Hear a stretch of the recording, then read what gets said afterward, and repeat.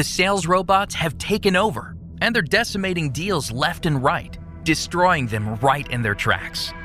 On the AI for Sales podcast, our mission is to empower everyday sellers to embrace AI superpowers to build new bridges and crush quota. Dr. Joel Abon said it best in the AI for Sales book. In sales, time kills deals. In AI for Sales, AI kills time.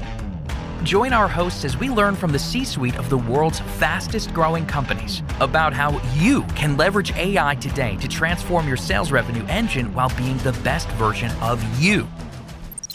Welcome, everyone, to the AI for Sales podcast. And today I am with someone from about an hour outside of London. And I'm excited to talk to this person because there's some incredible insights that we're going to share with you today. His name's Alister Esam, and he's with a company called BeSlick. And before I jump into the questions, I want to introduce you to Alister. So he trained as an actuary, and he sought a way to escape a career he found boring. Which of us have been in that situation, right? Feeling trapped, he bootstrapped eShare, a SaaS business, and discovered that it was far from providing freedom. He exited that business to a multi-billion-dollar organization, but not before figuring out how to escape the trap he had created. His new mission in life is to solve what he sees as an endemic problem in business. Work just doesn't work. His book, The Dirty Word, addresses the way we disregard creativity and disempower individuals as we scale businesses. He's an investor and a mentor to 25 or more startup organizations. He runs a SaaS peer group where technology companies meet monthly to solve each other's business issues. Man, I've lived that in so many companies where the creativity gets stifled.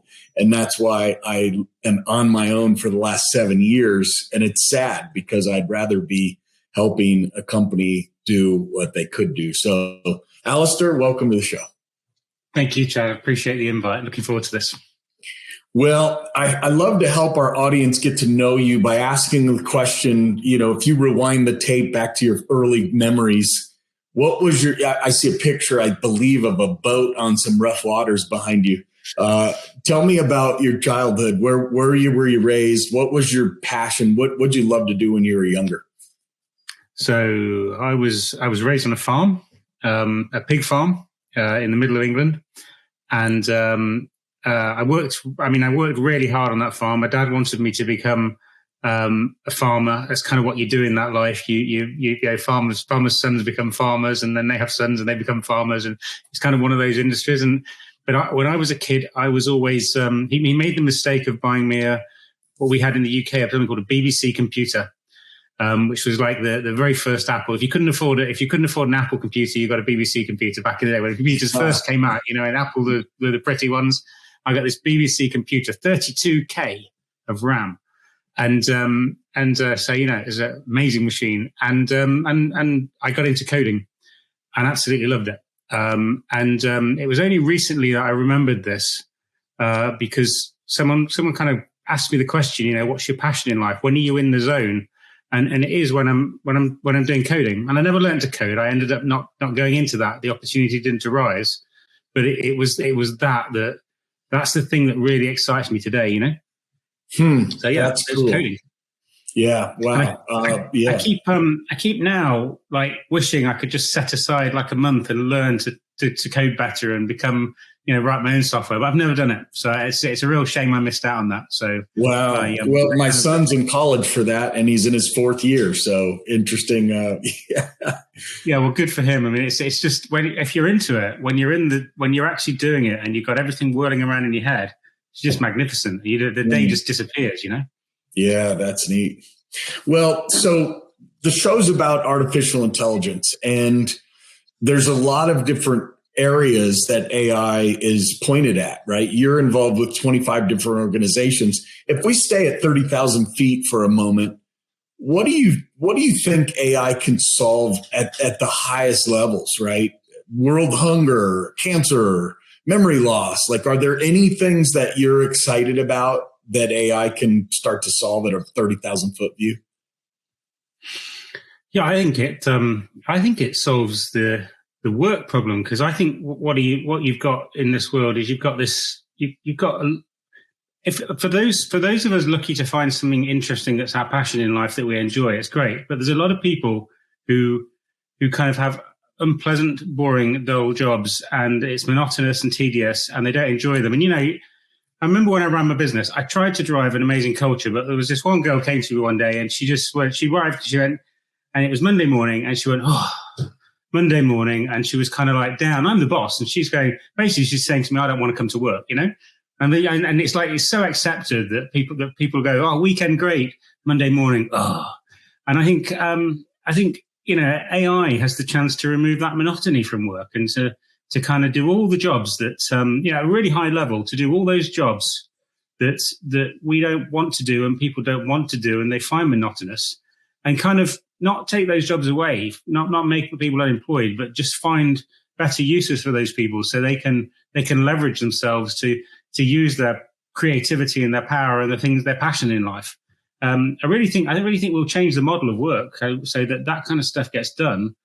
And, it will almost be, you don't just go get a job. You go and work out what your passion is, and you go and do something around your passion, I hope that's what it is. Yeah, I think that's right. It kind of up levels your ability to do things. I mean, I even think of writing a business plan, and it's not something I love to do, but when you're powered by AI, it makes that job, an hour or two instead of days or weeks. And traditionally, it just would have been done in a haphazard way. So, and you probably in the long term, you'll do a better job of it and enjoy doing that more and achieve more. And you can get onto the really fun stuff where I don't know whether we'll ever get to general AI, but until that day, that's the bit where we're great, right? The humans. So yeah, that's right.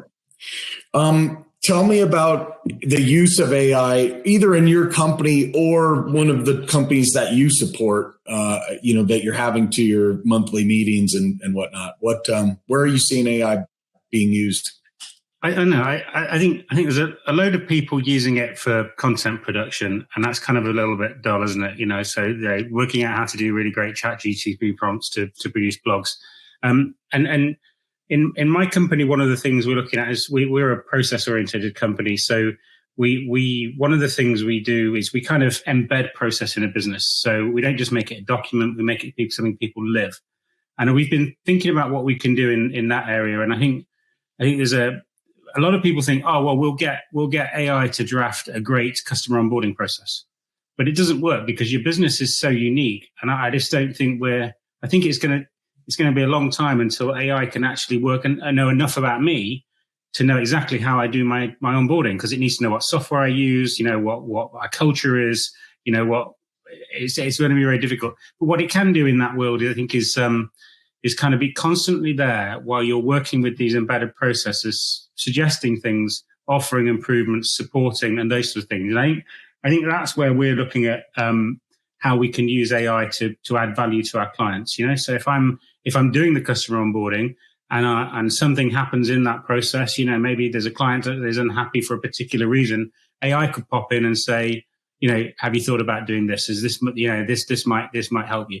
A bit like having a kind of non-interfering boss just listening, or a non-interfering expert just listening, thinking, hey, I've got an idea here, and throwing that in. So that's kind of where we're looking at using it.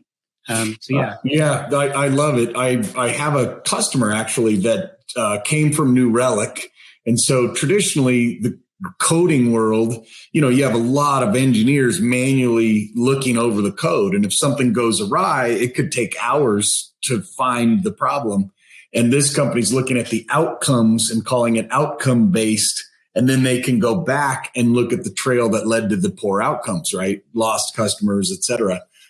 So I think there's definitely a space in this area to leverage the AI to prompt you of what to look at.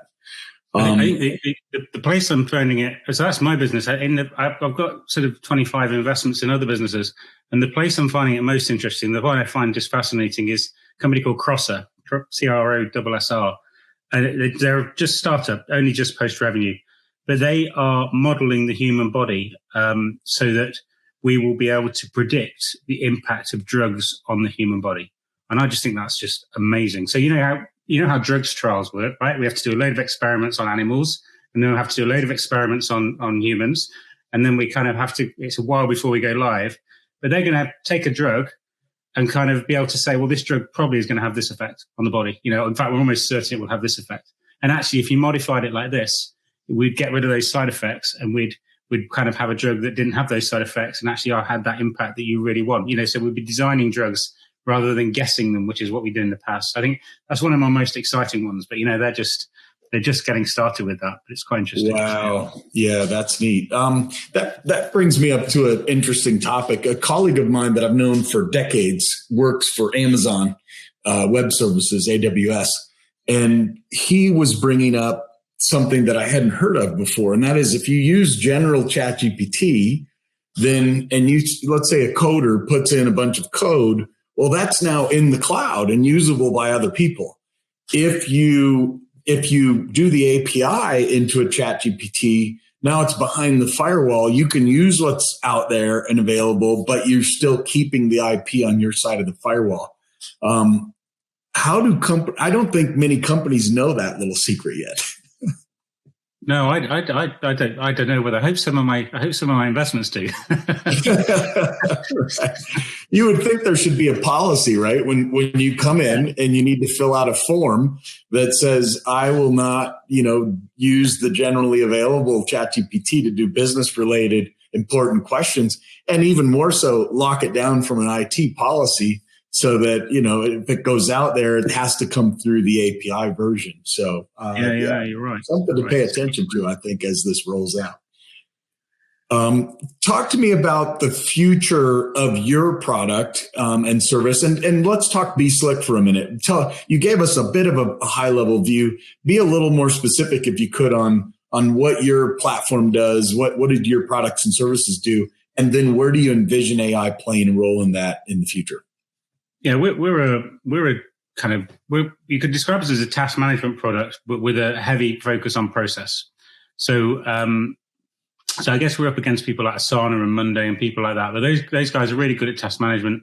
But when you want to put process in place in your business, they don't really do a very good job of it. So what happens in our business is you use our software is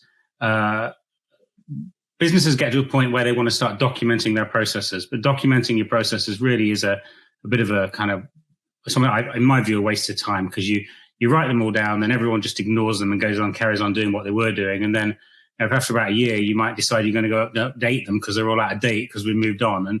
And so what we do with processes, we embed it in the business, make it dynamic.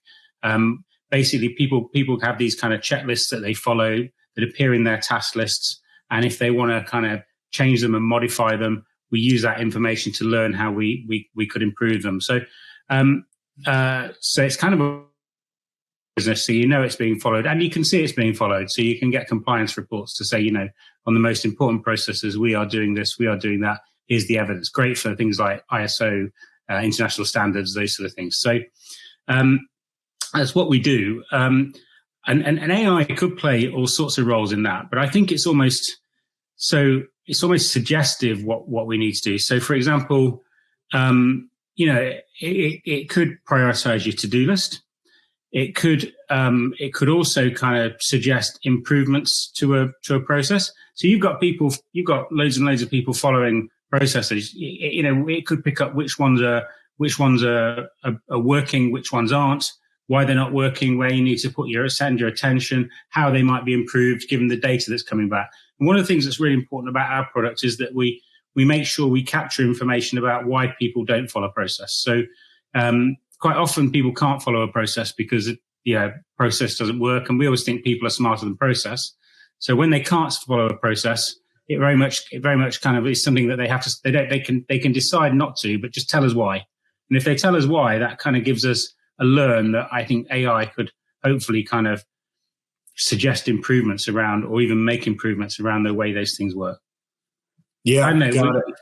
It's early days for this stuff for us, I think. So it's I'm not 100% sure, but we're just brainstorming it now and trying little things. So a friend that I met on a ski trip is the CEO of Self-Publishing School, and he teaches people how to self-publish books, and they've grown to over $10 million in revenue. And the biggest thing that he talks about on his podcast and when I met him on the ski trip is all around, if you can't document the process, then you can't scale the business. And so it makes sense where your company fills an important need, and I can see how AI can play a role in that as over time. Yeah, I think it's more than documenting it. It's actually, you've got to have people using it, because too often people document it, which is a mammoth task, and then nobody's using those things, and they become almost constraints on the business rather than, you need to have process which facilitates innovation, because we don't work in a world that stands still. Everything's always changing. So you need to kind of have the ability for those processes to move quickly. And a lot of people think process is about locking down. It's about having consistency. Agility as well, yes. To be moving forward. So. Got it. Makes perfect sense. How about from a sales motion? Have you seen technologies that you like? We talked about the ability to create content, and that's pretty, a lot of companies I think are doing that. And certainly outsourced service providers, that's their secret hack is that you pay thousands of dollars and then the outsourced third parties using some kind of AI to produce it. What are your thoughts on AI in the sales motion? Have you seen anything working there yet? I've seen stuff, and I'm not sure. There's a lot of people who are effectively just producing software products which generate ChatGPT prompts.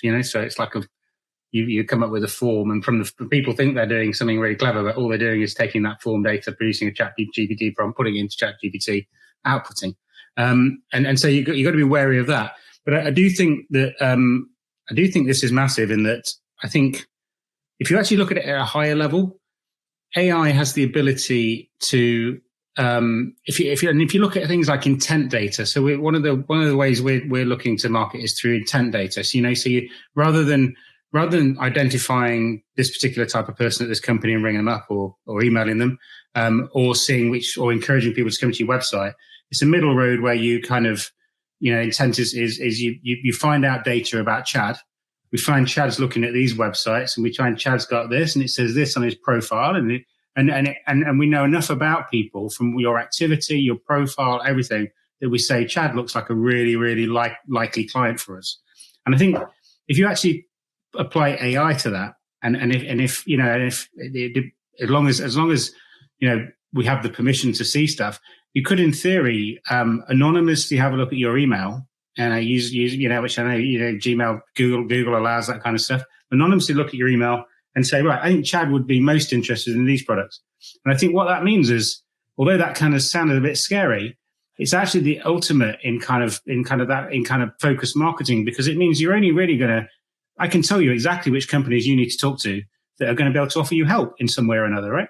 Which means you're going to have a lot more relevant conversations. You're going to have less people just trying kind of like gambling with you and like calling 100 people a day hoping they get a hit. And you're going to have more people who actually say, well, these are the 10 people I need to focus on that really need my service. And you're going to be willing to talk to the salesperson because you trust, you'll learn to trust that focused kind of delivery of what you need is working. So I think it has a massive, I think it's going to take a while, but I think it has a massive impact. And I think it depends whether you're one of those people who, allows kind of the social media sites to see your profile and use it to advertise to you. Because if you like your privacy, that's not going to work for you, because you're not going to want to have that data. But if you like having adverts that are relevant to you, then imagine just me telling you these are the 5 things you should be buying for Christmas for yourself. Yes. It's like I could be your Santa Claus, right? You don't need to write me a letter. I'll just tell you what you need, based on your interests and everything. So I think it has the ability to transform that in quite a good way, if you don't mind that kind of opening up of privacy. Yeah, I love it. It almost seems like there could be a product built for that. I mean, obviously on Facebook, just based on what you click on, the vendors are good at being able to say, hey, let me line that up to this small percentage of people, right? As a mentor says, the riches are in the niches. I would think there could be a software product that's built that says, hey, Alistair, go ahead and answer these 100 questions. and then we'll be able to better advertise to you. There's probably a product in there. If you think about it, right? If I ask ChatGPT which smartwatch I want to buy, I should buy, it's just going to say, well, if you like this, then this one. If you like this, then this one. But my best mate, he knows, right? He knows I will be an Apple Watch Ultra person. I know he's a Garmin Phoenix person because he's a runner. And I know he's not into his biggest tech. He won't want the touch screen and all that sort of stuff. But he knows I'm going to want all the gadgets and everything. And so if you know enough about people, you think about your best mate. I could probably tell my best mate what kind of technology he wants or what kind of products he wants. I could buy him a pair of shoes for Christmas, and I'll probably get it right. So really, I think AI is going to know that about you one day, and they'll be like your best. They'll know you better than your best mate, so they can kind of pick these products for you. And and I'm the Phoenix watch guy, by the way. You're a Phoenix, yeah. Yeah. And probably for a reason you wouldn't necessarily think about. I do run, but not frequently. I like to choose the watch face. And that's the reason I like the Phoenix. But I guess I could have done that on anyone probably. But it's that specific. I like the Apple Watch, and I admit it, I would switch to Android for a better watch, but I like the Apple Watch because of there's so many different apps on there that I can use and get to easily. And I think it is that. It's just knowing those little details that that only we know ourselves at the moment, right? But it can work that out. Yes. So. Yeah, I love it. We talked a little bit about this, and this is an important question, I think, because it's on the forefront of people's minds. I was on Ticker News recently, and so I did some research. It was 2 segments of 10 minutes each. And so I had to really understand what I was talking about. And there's been a few reports out that say 90 million jobs will be lost to AI over the next 2-3 years. But the part that most people don't understand is that 80 million jobs will be created. So the net impact is 10 million jobs divided by 3.2 billion people in the world. It's kind of a rounding error, right? Maybe a handful of people will do 4-day work weeks or they won't have to do the jobs that they don't like to do, like we talked about earlier. What are how would you articulate the kinds of jobs that might, like in the 90 million, and then what are the ones that get created in the 80 million? Let's look at it like that. What do you think the kind of jobs that get displaced, and what are the ones that become available? In sales or just generally? Generally. Well, I mean, I would hope, it's going back to my earlier point, I would hope that the jobs that get created will be the kind of, and I kind of hope, I have doubt general AI will ever get there. So I think it will be those kind of creative jobs, so that schools will no longer teach us. I mean, schools need to stop teaching us to learn things, right? Because Google can answer all our questions. We don't need to learn things anymore. We need to have brains that work things out and can produce creative ideas. And they are moving in that direction. But when I see my kids struggling to learn his history for his exams, I'm like, oh God, this is pointless, right? It's there. He can get it where he wants. So that's kind of happening. And I think with AI, schools are going to have to start to teach people to develop new skills around, connecting the dots, connecting people, being creative, just kind of like coming up with those ideas that humans are great at, and using the tools to do all the mundane work at the bottom. So when we teach maths to kids, I mean, a lot of people now, you go to a restaurant and a kid comes and brings you a bill, they can't do mental maths anymore, right? So they've stopped learning those skills they don't need anymore. Because you don't need to do that anymore. So I think what will that mean in terms of jobs? I'm not 100% sure where that's going to take us. I mean, it's very hard to predict. And I also wonder if there's another thing in that, and this is kind of me speaking from socialist Europe to hardworking America, where we go a bit easier on ourselves and give ourselves a few more holidays than you guys seem to, those sort of things. But if you look at the Swiss model, they've actually now paid people a minimum amount. So if you don't want to work, you still get, I don't know what the number is. I think it's like 25,000, probably about in dollars, probably about $35,000 a year. So everyone gets that, so I can see a world where work becomes something we only do if we want to supplement our income. But if you because the computers are doing all the work for you, it could people don't need to work unless they have to. They just do whatever their passion is. So I think there could be an element of that as well in this world, which would be and as an American capitalist, I have also had those feelings actually, and think that it's probably not a bad idea, because I do think as the learning curve of AI moves up, there's a point where it crosses a threshold and a lot more people are affected than you may otherwise think. So, I think if you get past this kind of doomsday scenario where it's a threat, I really think that actually you could get to this utopian world where, a lot of almost all the boring work is done by AI. And if it isn't, then AI works out how it can be. Yeah, that's right. And very quickly too. I'm very excited about where it's headed, and I've enjoyed the conversation. If people want to learn about BeSlick, is this you offer the product worldwide, I assume? Worldwide, software as a service, sign up online, beslick.com. So just give it a go, free trial for 2 weeks, or ask us for a demo, and we'll set you up and get you up and running. What about your SaaS, where you work with 25 different SaaS companies in the peer group? If there's a CEO listening to the call and they're interested in being part of a peer group, how would they look you up for that? Contact me at alisteresam.com. So if you go to alisteresam.com, there's actually a phone number there that you can WhatsApp me on. There's also email address and everything. So alisteresam.com. Excellent. Guaranteed unicorn status in 5 years or less. Is that what I hear? Yeah. Why not? Well, that's right. Well, you heard it here. Powered by AI. Really enjoyed the conversation today with you, Alister, and we look forward to having you back on the show sometime. Best of luck, and with your 25 SaaS companies that you're working with, and with BeSlick. Thanks so much for sharing today. Thanks, Chad. Really appreciate it. Lovely to meet you. Okay. All right, everybody. Thanks for joining another AI for Sales podcast. Catch you next time. Hey, you made it this far in your AI for Sales journey. Want to augment your sales growth? First, leave us a review and then visit www.scalex.ai to claim your free strategy session today.